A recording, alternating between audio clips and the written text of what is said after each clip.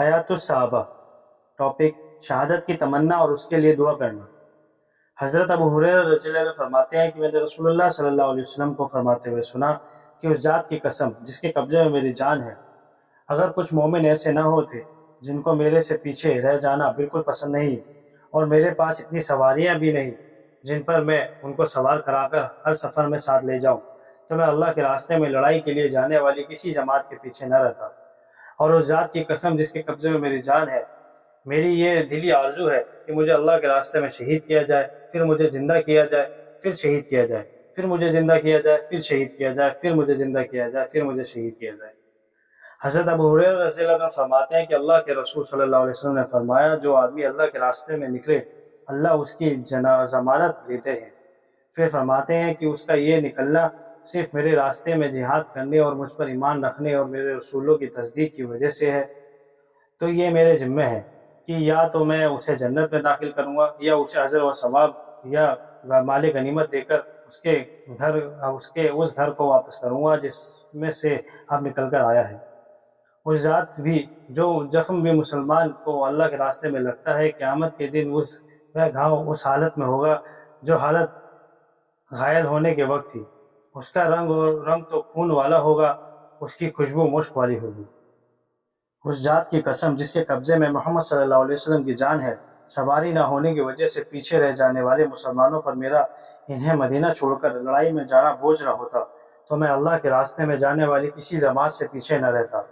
لیکن کیا کروں، نہ تو میرے پاس ان کو سواری دینے کی گنجائش ہے، نہ ان کے پاس گنجائش ہے، اور میرے سے پیچھے رہ جانے پر انہیں بہت زیادہ بوجھ ہوتا ہے۔ اس ذات کی قسم جس کے قبضے میں محمد صلی اللہ علیہ وسلم کی جان ہے، یہ میری دلی آرزو ہے کہ میں اللہ کے راستے میں جاؤں اور مجھے قتل کر دیا جائے، پھر میں اللہ کے راستے میں جاؤں، پھر مجھے قتل کر دیا جائے، پھر میں اللہ کے راستے میں جاؤں اور مجھے قتل کر دیا جائے۔ حضرت قیس بن ابی حازم فرماتے ہیں کہ ایک دن حضرت عمر رضی اللہ تعالیٰ نے لوگوں سے بیان فرمایا، بیان میں یہ بات کہی کہ جنات عدن میں ایک محل ہے جس کے 500 دروازے ہیں، اور ہر دروازے پر 5000 ہرن جیسی آنکھوں والی حوریں ہیں، اس میں صرف 3 قسم کے آدمی داخل ہوں گے۔ نبی داخل ہوگا۔ پھر حضور صلی اللہ علیہ وسلم کی قبر کی طرف متوجہ ہو کر فرمایا، اے قبر والے آپ کو مبارک ہو۔ پھر فرمایا، یا صدیق داخل ہوگا۔ پھر حضرت ابوبکر صدیق رضی اللہ عنہ کی قبر کی طرف متوجہ ہو کر فرمایا، اے ابوبکر تجھے مبارک ہو۔ پھر فرمایا، یا شہید داخل ہوگا۔ پھر اپنی طرف متوجہ ہو کر فرمایا، اے عمر تمہیں شہادت کا درجہ کہاں مل سکتا ہے؟ پھر فرمایا، جس اللہ نے مجھے مکہ سے نکال کر مدینہ کی ہجرت کی سعادت نصیب فرمائی، وہ اس بات کی قدرت رکھتا ہے کہ شہادت کو کھینچ کر میرے پاس لے آئے۔ اور ایک روایت میں ہے کہ اس کے بعد حضرت ابن مسعود رضی اللہ عنہ نے فرمایا کہ اللہ نے اس بہت برے انسان کے ہاتھوں آپ کو شہادت نصیب فرمائی جو کہ حضرت مغیرہ رضی اللہ عنہ غلام تھا۔ حضرت اسلم فرماتے ہیں کہ حضرت عمر رضی اللہ عنہ یہ دعا فرماتے کہ اللہ مجھے اپنے راستے کی شہادت اور اپنے رسول صلی اللہ علیہ وسلم کے شہر کی موت نصیب فرما۔ حضرت حفصہ رضی اللہ عنہ فرماتی ہے کہ میں نے حضرت عمر رضی اللہ تعالیٰ عنہ کو یہ دعا مانگتے ہوئے سنا، اے اللہ مجھے اپنے راستے کی شہادت اور نبی کریم صلی اللہ علیہ وسلم کے شہر کی موت نصیب فرما۔ میں نے کہا، ان دونوں باتوں کا جمع ہونا کیسے ہو سکتا ہے؟ تو حضرت عمر رضی اللہ عنہ نے فرمایا، اللہ چاہے گا تو ایسا کر دے۔ حضرت سعد بن ابی وقاص رضی اللہ عنہ فرماتے ہیں کہ حضرت عبداللہ بن شہج رضی اللہ تعالیٰ عنہ نے ان سے احد کی لڑائی کے دن کہا، کیا تم اللہ سے دعا نہیں مانگتے ہو؟ اس پر وہ دونوں ایک کونے میں گئے اور پہلے حضرت سعد نے یہ دعا مانگی، اے میرے رب کل کو جب میں دشمن سے لڑنے لگ جاؤں، میرے مقابلے میں ایسے بہادر کو مقرر فرما جو سخت حملے والا اور بہت غصے والا ہو، میں اس پر زوردار حملہ کروں اور وہ مجھ پر سخت حملہ کرے، پھر مجھے اس پر فتح دے یہاں تک کہ میں اسے قتل کر کے اس کا مال غنیمت لے لوں۔ حضرت عبداللہ بن جہش نے آمین کہا۔ پھر انہوں نے یہ دعا مانگی، اللہ کل کو لڑائی کے میدان میں ایک بہادر سے میرا مقابلہ ہو جو بہت غصے والا ہو، سخت حملے والا ہو، میں اس پر تیری وجہ سے زوردار حملہ کروں، وہ مجھ پر زوردار حملہ کرے، پھر وہ مجھے پکڑ کر میرے ناک کان کاٹ دے، پھر کل جب تیرے حضور میں پیشی ہو تو تو کہے تیرے ناک کان کیوں کاٹے گئے؟ تو میں کہوں تیری اور تیرے رسول کی وجہ سے، پھر تو کہے ہاں تم نے ٹھیک کہا۔ حضرت سعد فرماتے ہیں، میرے بیٹے حضرت عبداللہ بن جہش کی دعا میری دعا سے بہتر تھی، چنانچہ میں نے دن کے آخری حصے میں یعنی شام کو دیکھا کہ ان کے ناک کان ایک دھاگے میں پروئے گئے۔ حضرت سعید بن مسیب رضی اللہ عنہ فرماتے ہیں کہ حضرت عبداللہ بن جحش رضی اللہ عنہ نے یہ دعا مانگی، اے اللہ میں تجھے سلام کرتا ہوں، جب میں دشمن سے لڑوں تو دشمن سے ملوں تو وہ مجھے قتل کر کے میرے پیٹ کو پھاڑ دیں، میرے ناک کان کاٹ دیں، پھر تو مجھ سے پوچھے یہ سب کیوں ہوا، تو میں کہوں یہ سب تیرے لیے ہوا۔ حضرت سعید بن مسیب رضی اللہ عنہ فرماتے ہیں کہ جیسے اللہ نے ان کی قسم کا شروع والا حصہ پورا کر دیا تو ایسے ہی قسم کا آخری حصہ بھی ضروری پورا کریں گے۔ حضرت انس رضی اللہ عنہ فرماتے ہیں کہ اللہ کے رسول صلی اللہ علیہ وسلم نے فرمایا، بہت سے دو پرانی چادریں والے ایسے ہیں جن ان کی طرف کوئی توجہ ہی نہیں کرتا، لیکن اگر وہ اللہ پر قسم کھا لیں تو اللہ ان کی قسم کو ضرور پورا کر دے۔ اور ان لوگوں میں سے ایک حضرت برا بن مالک رضی اللہ عنہ بھی ہے۔ جب تستر کی لڑائی کے دن مسلمانوں کو ہار ہونے لگی تو لوگوں نے کہا، اے برا اللہ کو قسم دے کر فتح کی دعا کرو۔ پھر جب حضرت برا نے کہا، اے میرے رب میں تجھے قسم دے کر کہتا ہوں کہ تو دشمن کے کندھے ہمارے ہاتھوں میں دے دے اور مجھے اپنے نبی کریم صلی اللہ علیہ وسلم ملا دے، یعنی مجھے شہادت کی موت نصیب فرما اور مسلمانوں کو فتح دلا دے۔ حضرت انس رضی اللہ عنہ فرماتے ہیں کہ حضرت برا رضی اللہ عنہ اسی دن شہید ہو گئے۔ حضرت انس رضی اللہ عنہ فرماتے ہیں کہ اللہ کے رسول صلی اللہ علیہ وسلم نے فرمایا، بہت سے لوگ ایسے ہوتے ہیں جو خود بھی کمزور ہوتے ہیں، دوسرے لوگ بھی ان کو کمزور سمجھتے ہیں، ان کے پاس اوڑھنے کے لیے صرف دو پرانی چادریں ہوتی ہیں، لیکن اگر وہ اللہ پر قسم کھا لیں تو اللہ ان کی قسم کو ضرور پورا کر دے۔ اور ان لوگوں میں سے حضرت برا بن مالک رضی اللہ عنہ بھی ہے۔ حضرت برا کا مشرکوں کی ایک جماعت کے ساتھ مقابلہ ہوا۔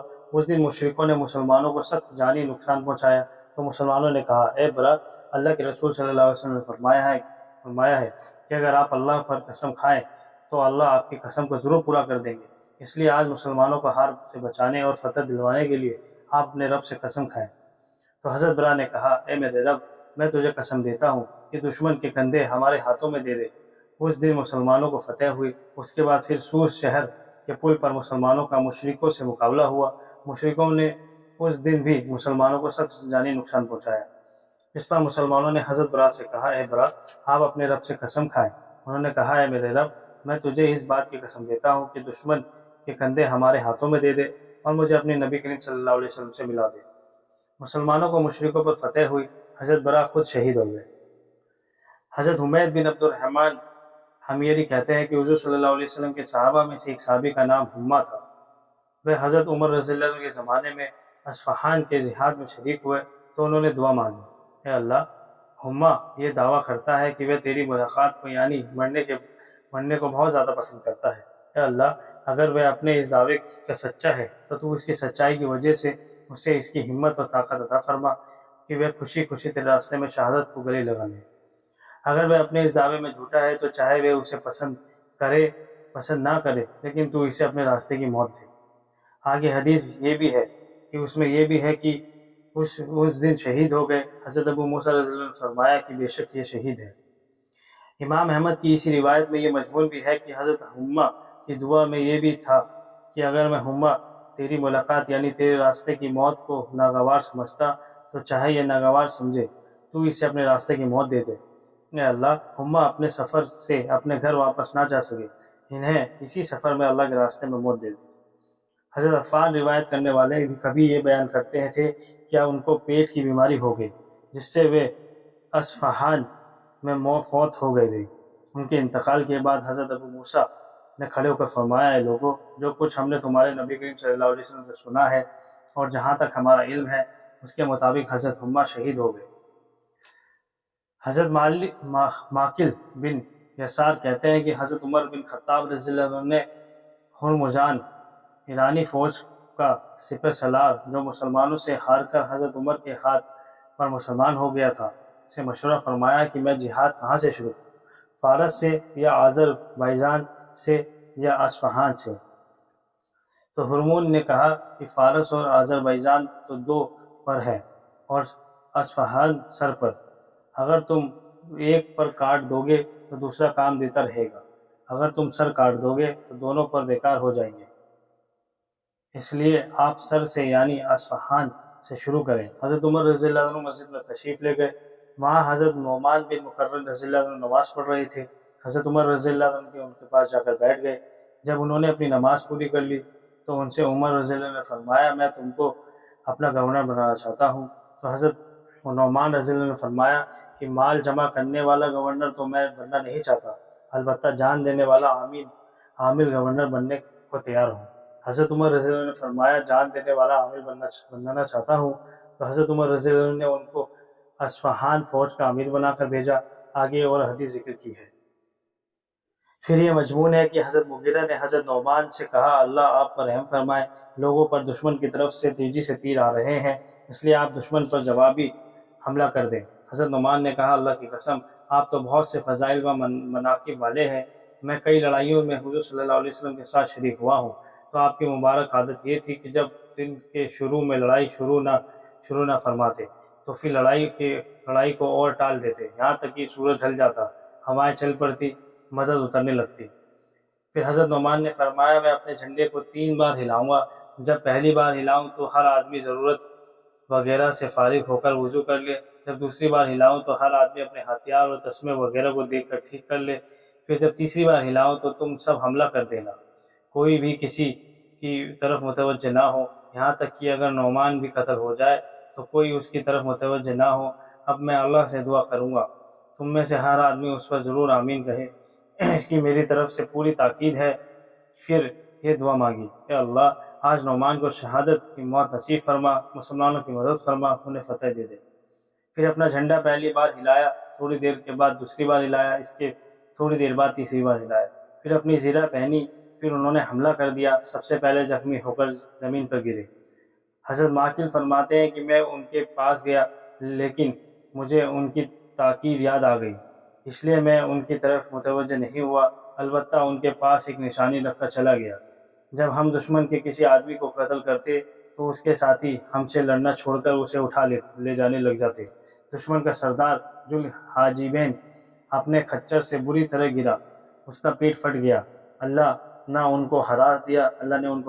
پھر میں حضرت نعمان کے پاس آیا، ابھی کچھ جان ان میں باقی تھی، میرے پاس ایک برتن میں پانی تھا جس سے میں نے ان کے چہرے سے مٹی کو دھویا، تو انہوں نے پوچھا تم کون ہو؟ میں نے کہا مالک معقل بن یسار۔ پھر انہوں نے پوچھا مسلمانوں کو کیا ہوا؟ میں نے کہا اللہ نے ان کو فتح دے دی۔ انہوں نے کہا الحمدللہ، اللہ کا شکر ہے، یہ بات حضرت عمر رضی اللہ عنہ کو لکھ کر بھیج دو۔ پھر ان کی روح پرواز کر گئی۔ حضرت عبیر رضی اللہ عنہ نہاون کی لڑائی کا واقعہ تفصیل سے بیان کرتے ہیں کہ اس میں یہ بھی ہے کہ حضرت نعمان نے فرمایا جب اللہ کے رسول صلی اللہ علیہ وسلم جہاد کے سفر میں تشریف لے جاتے، شروع دن میں لڑائی نہ شروع فرماتے تو پھر جلدی نہ فرماتے بلکہ انتظار فرماتے، یہاں تک کہ نماز کا وقت ہو جاتا، ہوائیں چلنے لگ جاتی اور لڑائی اچھی شکل اپنا لیتی تو پھر آپ لڑائی شروع فرماتے۔